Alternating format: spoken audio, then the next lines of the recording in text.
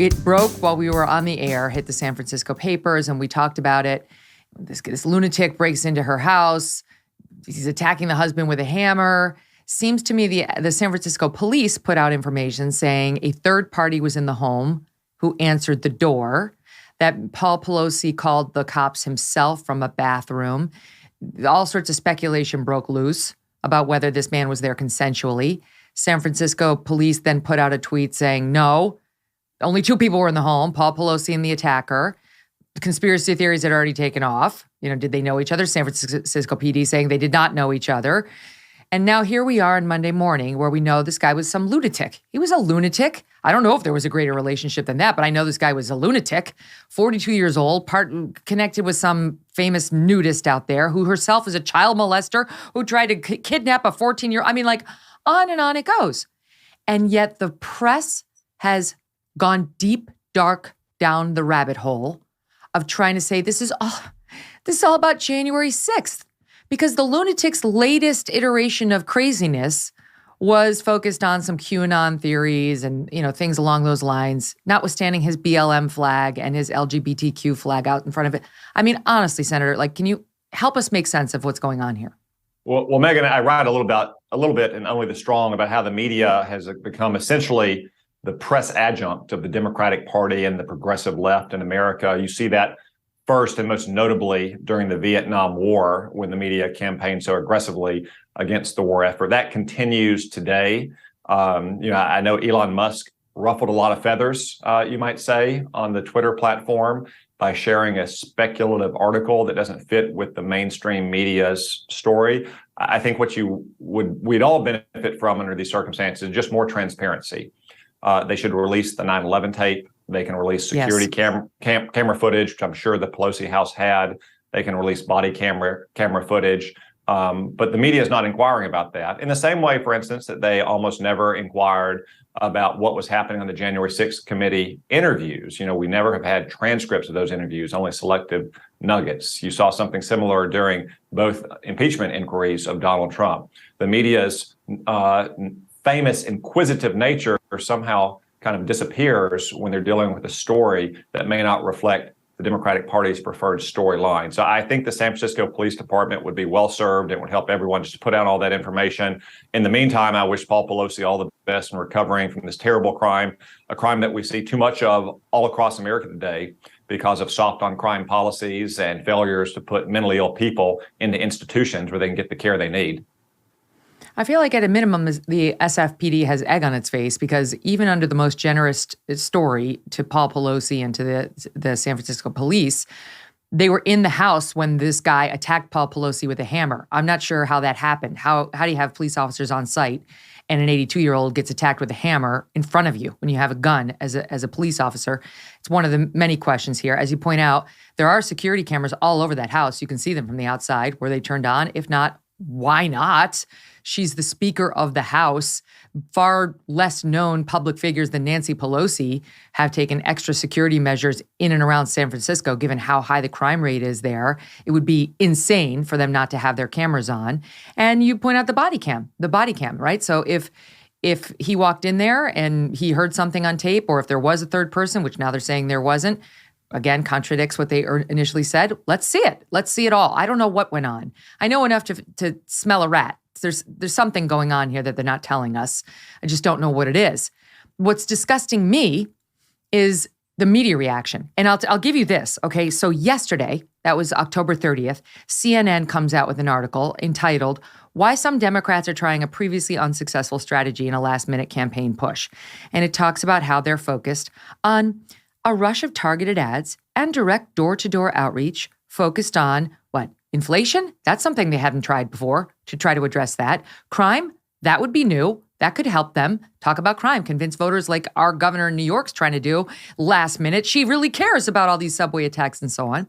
No, door-to-door outreach focused on January 6th and the threat to democracy, hoping that it can anger and scare enough of their own base and peel off still undecided voters to counter the momentum they sense moving toward the GOP. It's right there from CNN that this is the strategy to hope with a rush of it, a last-minute push to scare and anger enough of their own that January 6th is still a threat to democracy. And the Paul Pelosi attack for them plays right into that.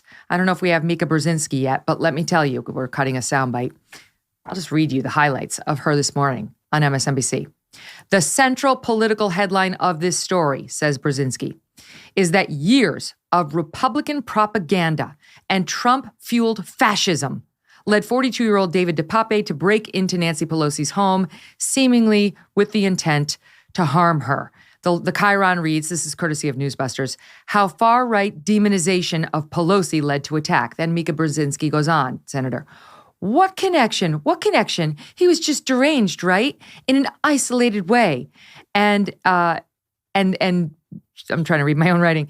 And the voters should look over here at crime. Crime is up, far away from the parallels to January 6th.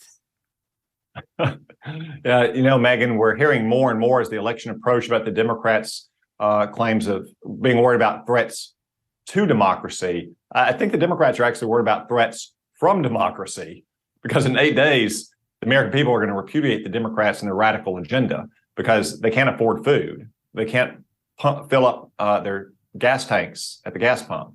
They're worried about paying for their kids' braces or sports leagues or music concerts. They see 5 million illegals streaming across our border, bringing with them fentanyl, which is a terrible drug epidemic.